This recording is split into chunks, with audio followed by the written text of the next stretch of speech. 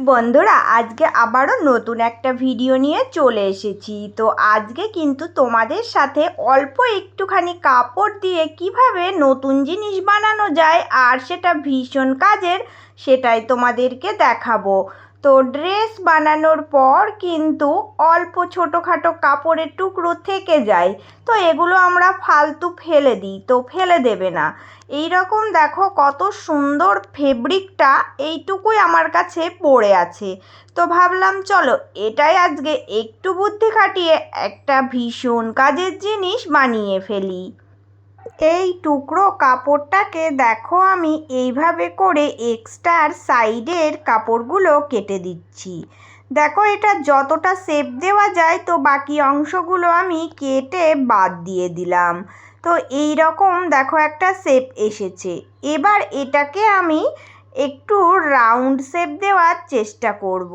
তো দেখো এইভাবে করে ভাঁজ করে নিচ্ছি, নিয়ে এবার আমি এই রকম ফিতে দিয়ে যদি তোমরা ঘুরিয়ে রাউন্ড করে নাও সেটাও হবে, বা আনুমানিক আন্দাজ মতো হাত দিয়ে ঘুরিয়ে রাউন্ড শেপে কেটে নেবে, দেখবে একটা কিন্তু রাউন্ডের মতো শেপ চলে আসবে।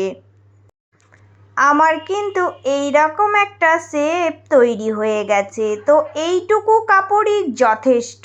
তোমরা কিন্তু পুরো ভিডিওটা দেখবে, তাহলেই বুঝতে পারবে আজকের এই জিনিসটা কতটা দামি হবে। আর এটা কিন্তু আমরা দোকান থেকে কিনেই আনি, তাই দোকানে আর কিনতে যাবে না, নিজেরাই বানিয়ে ফেলো। দেখো এবার এই রকম যে কোনো তোমরা কিন্তু ছোটোখাটো কাপড়ের টুকরো নিয়ে নেবে। তো আমি এখানে এই রকম লাল একটা কালারের বাদ যাওয়া ছোট অল্প কিছু কাপড় ছিল, সেখান থেকে এই টুকরো কাপড়টা নিয়ে নিয়েছি। তো এটা থেকে কিন্তু তোমরা ছোট ছোট টুকরো করে অনেকগুলো কাটিং করে নেবে। দেখো আমি এখানে একটা টুকরো আগে থেকে কেটে নিয়েছিলাম, তো এটাই বসিয়ে এখানে আমি কেটে নেব। অনেকগুলোই কেটে নেবে আন্দাজ মতো। তো সমস্ত কিছু মাপ তোমাদের আমি দেখিয়ে দেব। দেখো এখানে আমি এতগুলো টুকরো কাপড় কেটে কিন্তু রেডি করে নিয়েছি। এবার দেখো বন্ধুরা, আমি একটা মাপ তোমাদের দেখিয়ে দিচ্ছি। এই দিকেও 2.5 ইঞ্চি রেখেছি আর এই দিকেও 2.5 ইঞ্চি। তো এইভাবে করে চৌকোনা শেপ দিয়ে সমস্ত টুকরো কাপড়গুলো কেটে নিয়েছি। তো চলো এবার এটা কি করছি দেখো। একটা তোমাদেরকে আমি ভাঁজ দিয়ে দেখিয়ে দিচ্ছি, কোনাকুনি ভাঁজ দেবে, তারপর আরও একটা কোনাকুনি, এইভাবে করে ভাঁজ দিয়ে সুন্দর করে এটা কিন্তু সেলাই করে সেটিং করবে। প্রত্যেকটা টুকরো একই রকমভাবে শেপ দেবে, দিয়ে তোমরা রেডি করে নেবে। কারণ হচ্ছে এই রকম করে যদি আগে থেকে রেডি করে নিই, তাহলে এগুলো বসাতে কিন্তু খুব সুবিধা হবে। তাই দেখো আমি প্রত্যেকটা এইভাবে করে রেডি করে নিয়েছি। দেখো কত সুন্দর লাগছে।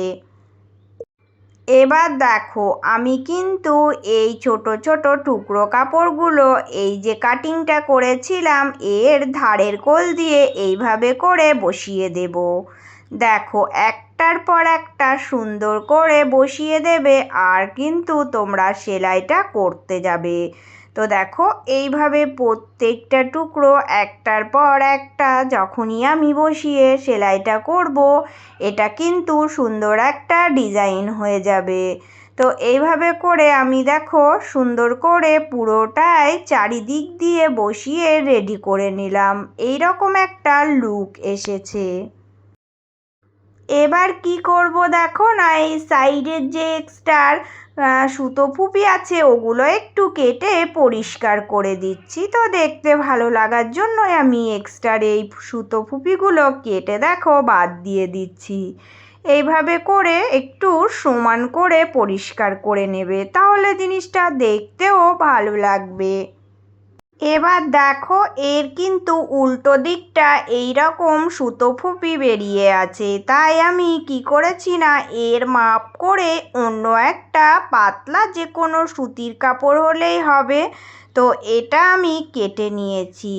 দেখো এর ওপরে রেখে এবার আমি চারিকোল দিয়ে সেলাই করব।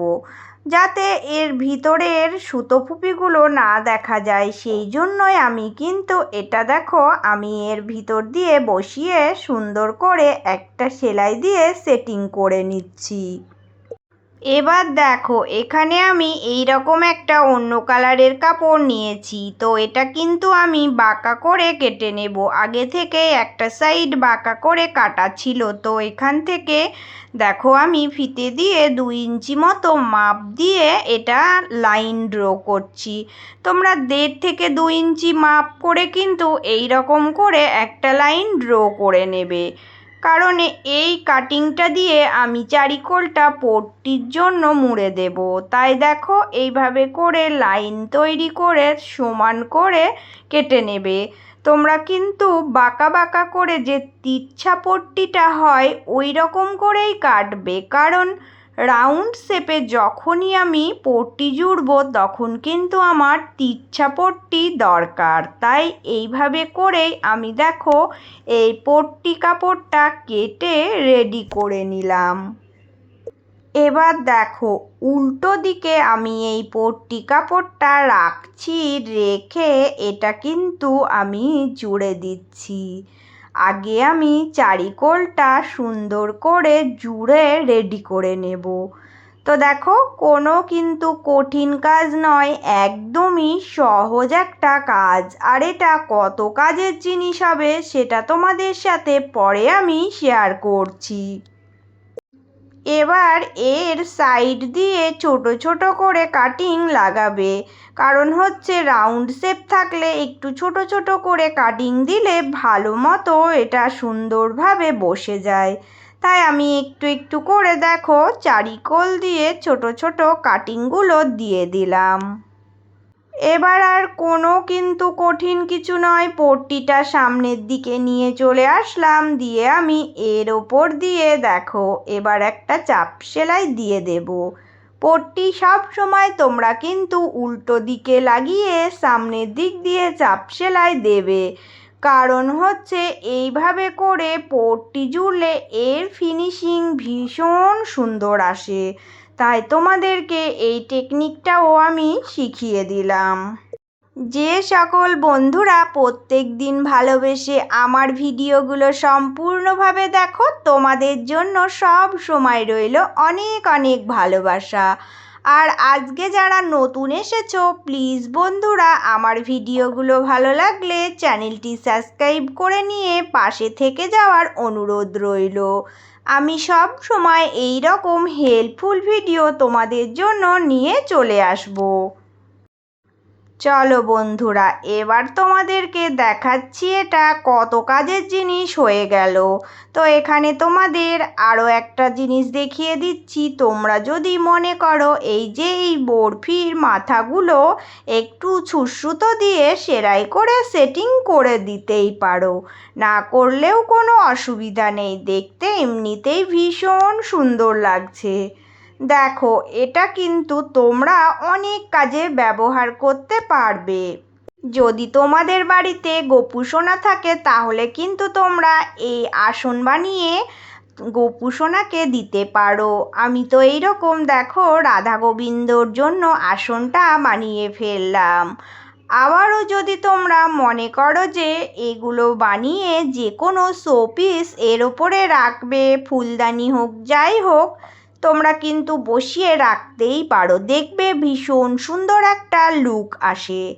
তো আমি তো এটা আমার রাধা গোবিন্দর আসন হিসাবে তৈরি করে ফেললাম। এইভাবে ছোট ছোট কাজগুলো করবে, দেখবে তোমাদের কিন্তু দোকান থেকে কিনে আনার কোনো দরকার হবে না। আর ছোট কাজ দিয়ে তোমরা কোনো বিজনেস শুরু করতেই পারো। তো আমার আজকের এই ডিজাইনটা তোমাদের কেমন লাগলো বন্ধুরা কমেন্ট করে অবশ্যই জানিয়ে যাবে। ভালো লাগলেও বলবে, খারাপ লাগলেও বলবে। তো আমিও চলে আসবো আবারও অন্য কোনো নতুন একটা ভিডিওর সাথে। সবাই ভালো থেকো, সুস্থ থেকো।